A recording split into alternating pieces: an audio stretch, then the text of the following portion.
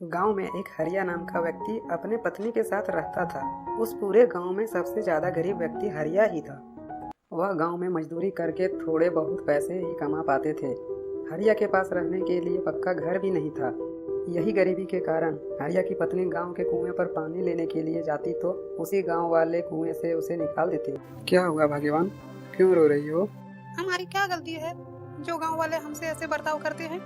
हमने तो कभी किसी का बुरा नहीं किया। अरे भाग्यवान, तुम चिंता क्यों करती हो? मैं हूं ना। तुम देखना, एक दिन यही गांव वाले हमें मिलने के लिए लाइन लगा देंगे। मजदूरी करके भी इतना पैसा नहीं कमा पाता हूँ जितना लोग कमा लेते हैं, लेकिन तुम देखना, एक दिन ना एक दिन हमारा भी सम्मान होगा। हरिया दिल का साफ इंसान था। वह कभी किसी के साथ बेईमानी नहीं करता।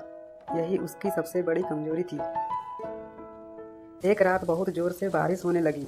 हरिया का घर कच्चा होने के कारण उसके घर में पानी घुसने लगा। हरिया और उसके पत्नी ने कुछ जरूरी सामान को गठरी में बांधकर पास ही हरिया के भाई के घर में जाने लगा। उसके भाई का घर पक्का था।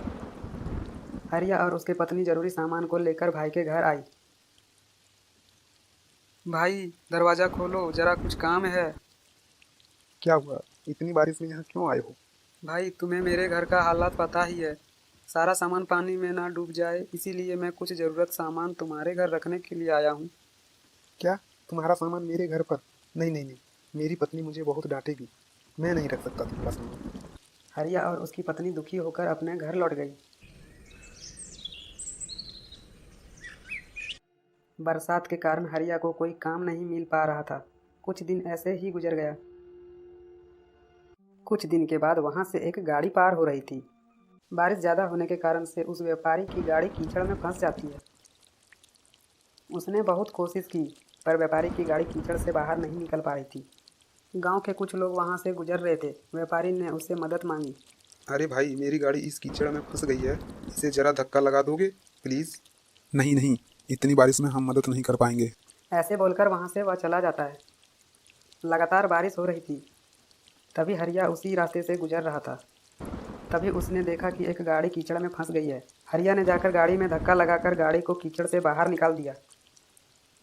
गाड़ी थोड़ी दूर आगे जाकर रुक जाती है। हेलो, तुम कौन हो? मेरा नाम राहुल है और मैं शहर से हूँ। जी जी, मेरा नाम हरिया है। मैं इसी गांव में रहता हूँ। अच्छा, वैसे तो तुम बहुत अच्छे इंसान हो।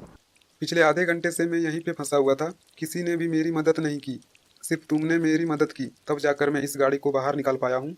जी जी, कोई बात नहीं। दूसरों की मदद करना हमारी फर्ज है। रुको हरिया, मुझे अपना घर नहीं ले जाओगे?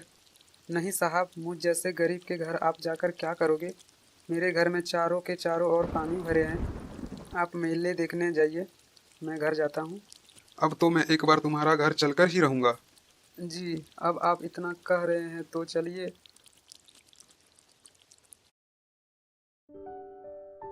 देखो साहब आए हैं, घर में जाओ, कुछ खाने के लिए ले आओ। व्यापारी ने हरिया का घर देखकर बहुत उदास हो गया।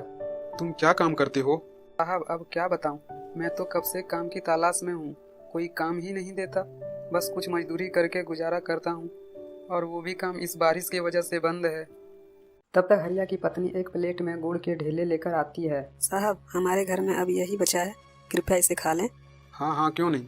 हरिया, अगर तुम्हें कोई काम नहीं मिल रहा है, अगर तुम चाहते हो तो मैं तुम्हें काम दे सकता हूँ। साहब, क्या सच में आप मुझे काम देंगे? शहर में मेरे पास बहुत सारा काम होता है। मैं सोच रहा था कि किसी व्यक्ति को अपने साथ रख लूँ जो मेहनती और ईमानदार हो। कोई ज़रूरत नहीं है तुम्हें ऐसे घर में रहने की। मैं कुछ दिन बाद तुम्हें लेने आऊँगा। तुम शहर में काम करोगे और वहीं पर रहोगे। और यह बोलकर व्यापारी वहाँ से चला जाता है। कुछ दिन बीत जाने के बाद व्यापारी गाड़ी लेकर हरिया के घर आते हैं। हरिया, सारा सामान तैयार है ना? चलो चलते हैं।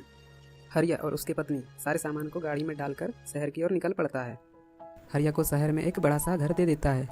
हरिया को सारा काम समझा देता है, और वह दोनों पति पत्नी खुशी से रहने लगता है। देखा भाग्यवान, मैंने बोला था ना, एक दिन ऐसा आएगा